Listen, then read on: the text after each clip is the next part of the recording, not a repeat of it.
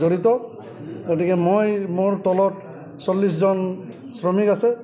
এই 40জন শ্ৰমিকক বিল্ডিং বনোৱাৰ বাবে শিক্ষিত কৰি আনাৰ বাবে যে মই আজি এই কৰ্মশালা আয়োজন কৰিছোঁ। এই কৰ্মশালাত যে বিশিষ্ট ব্যক্তি হিচাপে মই মাতি আনিছোঁ যে এখেতৰ নাম বিষ্ণু দাস। এখেতে মানে ট্ৰেইনিং পাছ কৰি আহি ইঞ্জিনিয়াৰিং কৰি আছে। সেই গতিকে এখেতক লগ পাই মই আজি সুখী হৈছোঁ। যে কথা হ'ল কি যে এটা বিল্ডিং বনাওঁতে মোটামুটি 30 লাখ 40 লাখ টকা এটা মালিকৰ খৰচ হয়। যদি ট্ৰেইনিং দি পেলাই যদি কাম কাজবিলাক সুকৰ্মে পৰিচালনা কৰা নহয় তেতিয়া মালিকৰ যদি বিল্ডিংটো ফাটি যায় বা বেয়া হৈ যায় এইটো বহুত ক্ষতি হয়। গতিকে সেইকাৰণে মই এই 2024 চনৰ আজি এই 24/11/2024 তাৰিখে যে এই কাৰ্যসূচীটো হাতত লৈছোঁ। এই কাৰ্যসূচীটো প্ৰায় আগন্তুক আৰু অহা বছৰ ল'ম বুলি মই ভাবিছোঁ। নিশ্চয় এইটো প্ৰচেছ মই ভাল বুলি ভাবিছোঁ। এই প্ৰচেছৰ দ্বাৰা যদি মোৰ দৰে সকলো নিৰ্মাণ শ্ৰমিক, ৰাজমিস্ত্ৰী কৰা ঠিকাদাৰ, সৰু সুৰা ঠিকাদাৰ, অথচ গ্ৰুপ লিডাৰবিলাকে যদি প্ৰতিজন মিস্ত্ৰীক, ৰাজমিস্ত্ৰী, কাঠ মিস্ত্ৰী, দমকল মিস্ত্ৰী, পাইপ মিস্ত্ৰী, যোগালী তেওঁলোকক যদি শিক্ষিত কৰি অনা যায় নিশ্চয় যিবিলাক মানুহে ঘৰ বনায় তেওঁলোকক বিশ্বাসৰ দ্বাৰাই আমাক আমন্ত্ৰণ কৰিব। সেই আমন্ত্ৰণৰ দ্বাৰাই আমি জীৱিত হৈ থাকিম। কথা হ'ল কি যে এই মিস্ত্ৰী বন্ধুসকলৰ কোনো নিশ্চয়তা নাই। এই মিস্ত্ৰী বন্ধুসকলে যদি চৰকাৰে যদি আমাক নাচায় বা চৰকাৰীভাৱে যদি পঞ্জীয়ন নহয়, যে কেইদিনমান আগতে আজি 3 দিনমান আগতে এজন শ্ৰমিক বিল্ডিঙৰ পৰা ওপৰৰ পৰা পৰি মৰিল। তেখেতৰ দায়িত্ব এতিয়া চৰকাৰে নলয়, কাৰণ তেখেতে চৰকাৰীভাৱে পঞ্জীয়ন হোৱা নাই। সেইকাৰণে আজিৰ এই কৰ্মশালাতে মই কৈছোঁ যে প্ৰতিজন শ্ৰমিকে যাতে চৰকাৰীভাৱে পঞ্জীয়ন হওক। পঞ্জীয়ন হোৱাৰ পিছত আৰু এই কৰ্মশালাৰ দ্বাৰা যাতে আমি উন্নত কৰি মালিক পক্ষক ঘৰ বনোৱা যাতে ঘৰটো আমি সঠিকভাৱে পৰিচালনা কৰিব পাৰোঁ আৰু যাতে ঘৰটোৰ মানে আয়ুসটো যাতে ঠিকে থাকে, চিমেণ্ট, ইটা, বালি, ৰড এইবিলাক ভাল ধৰণে পৰিচালনা হয়। সেইকাৰণে আজি এই কৰ্মশালাটো আয়োজন কৰা আছিল। এখেতক শিক্ষক হিচাপে আমি বিষ্ণু দাসক আমি আমন্ত্ৰণ কৰিছোঁ। গতিকে এখেতৰ মানে আজিৰ দিনটোৰ মোৰ বিষয়ে কি পৰামৰ্শ দিয়ে আপোনালোকে সুধি চাব। মোৰ নাম শ্ৰী বিষ্ণু দাস। মই তেতেলীয়াৰ পৰা আহিছোঁ।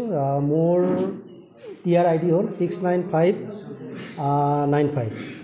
মই আপোনাৰ মহাৰাষ্ট্ৰ LNT স্কিল একাডেমীৰ পৰা শিক্ষা গ্ৰহণ কৰি আহিছোঁ আৰু বৰ্তমান মই NGOৰ আণ্ডাৰত আপোনাৰ আমাৰ গাঁৱৰ যিটো ৰুলাৰ মেছন, এই গাঁৱৰ মিস্ত্ৰীখিনিক ট্ৰেইনিং দিয়াৰ ব্যৱস্থা কৰি আছোঁ, দি আছোঁ। আজি মোক খগেন দাই ইয়ালৈ মাতিছে, আহি মই বৰ আনন্দিত যে মোৰ যি সম্যক জ্ঞান আৰু আমাৰ এই গড়েশ্বৰ এৰিয়াৰ যিখিনি ৰাজমিস্ত্ৰী ভাই বন্ধু, দাদা খুৰা, ইহঁতৰ লগত যি এটা ভাৱৰ মিলন ঘটিল তালৈ মই সুখী হৈছোঁ আৰু সকলোকে ধন্যবাদ জনাইছোঁ। বিশেষভাৱে খগেন ডেকাক মই যিটো পদক্ষেপ লৈছে এই পদক্ষেপটো বহুত মহান, কিয়নো বৰ্তমান সময়ত যিটো আপডেট আহি আছে, কাৰণ আমাৰ সেই পুৰণিকলীয়া যি কাম কাজ, এই কাম কাজবোৰ আমি ধৰি ৰাখিলে নহ'ব।